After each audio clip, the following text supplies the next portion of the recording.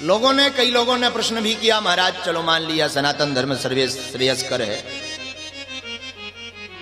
सब बढ़िया बातें हैं, हमारी बात एक समझ में नहीं आई, भगवान सब के सब भगवान भारत में ही क्यों अवतार लिए हैं? कभी चाइना में भी लेते, वहां भी धर्म का प्रचार होता, अमेरिका में भी लेते, वहां भी धर्म का प्रचार होता, वेस्ट इंडीज में भी लेते, वहां भी धर्म का प्रचार होता। देखो भाई, सीधी सी बात है, गांठ बांध लो, ये सारा संसार भगवान का ही स्वरूप है।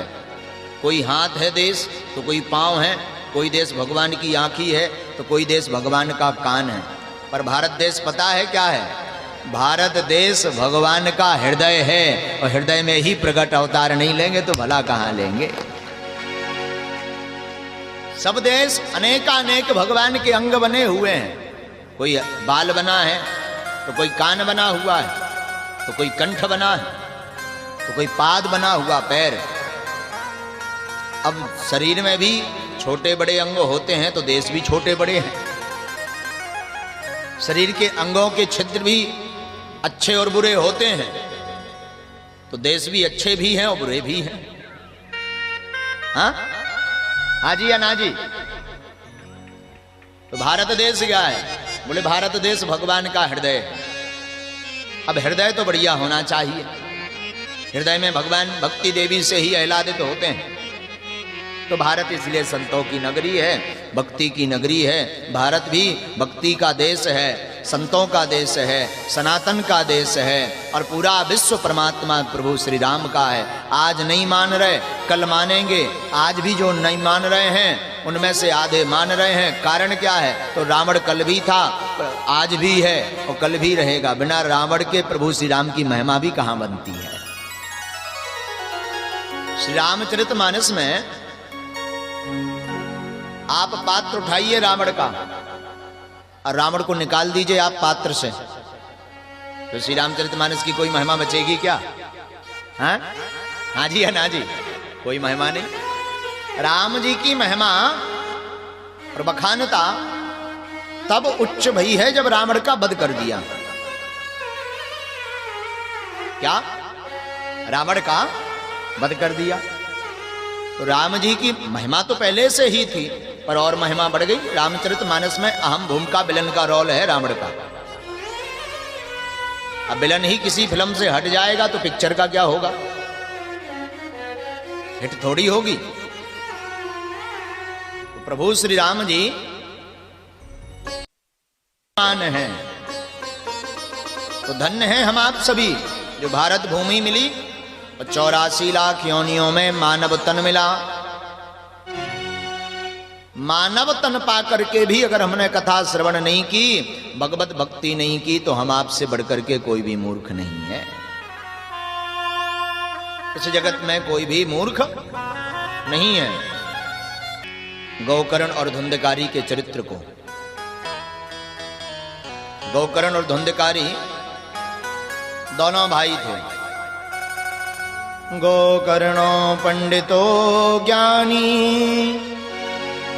धुंधकारी श्यामः कला। गोकर्ण पंडित भया, ज्ञानी भया, धुंधकारी सबसे बड़ा खल हुआ।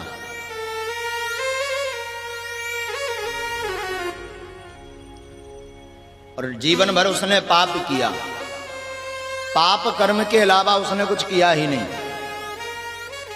लेकिन जब वो मर गया और उसके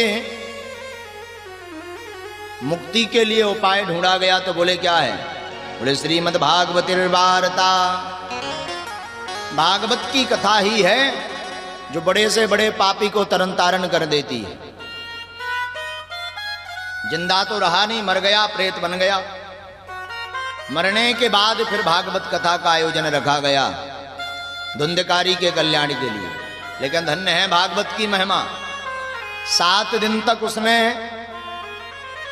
7 गांठ वाले बांस पर बैठ करके कथा को सुना। ध्यान देना,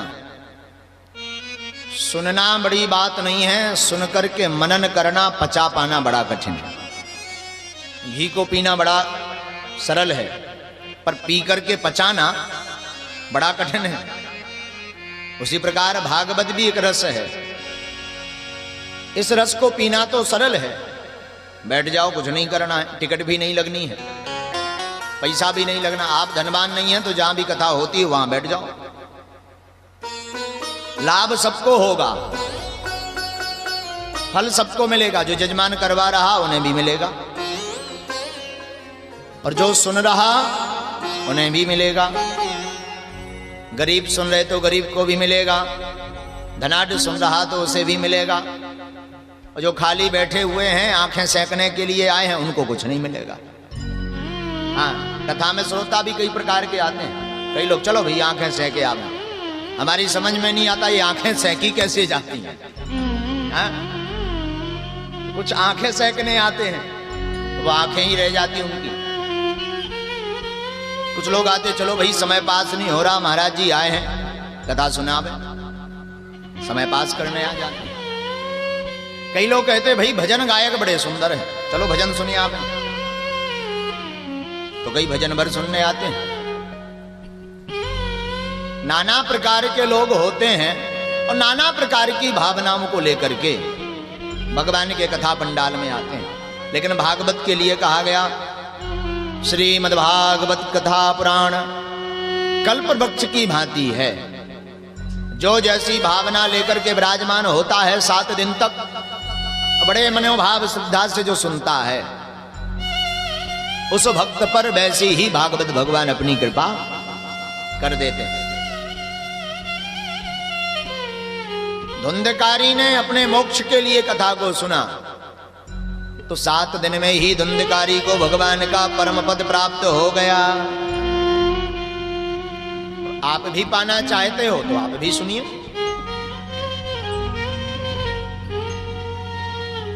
केवल कानों तक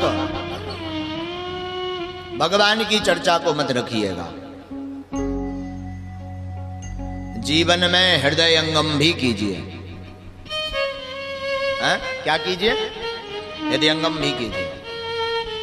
देखो, वाणी श्रेयस्कर होती है। गुरु वाणी, वेद वाणी, माता पिता की वाणी, ये श्रेयस्कर है। मात पिता गुरु की वाणी कीजिए कार्य परम शुभ जानी। माता पिता और गुरु की वाणी को बिना विचार करके कर लेना चाहिए, चाहे वो जो भी हो, उसमें फिर विचार नहीं करना चाहिए। कोई भी वाणी होवे,